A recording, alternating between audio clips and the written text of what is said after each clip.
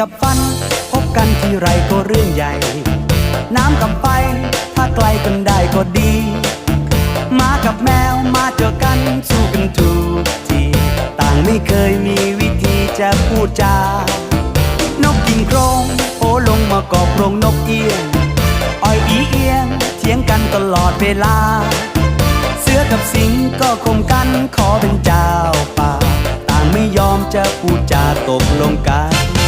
อย่างเธอกับฉันอันที่จริงเราก็มีหัวใจให้กันแล้วทำไมเธอกับฉันคอยขัดกันทุกทีเรื่อยไปเธอก็เสือฉันก็สิงทั้งที่จริงไม่มีอะไรรักกันแต่ทำไมเป็นอย่างนี้ฉันกับเธอ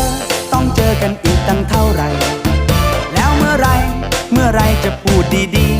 ๆฉันก็ยอมเธอก็ยอมให้กันสักทีจะให้ดีเธอยอมก่อนตกลงไหม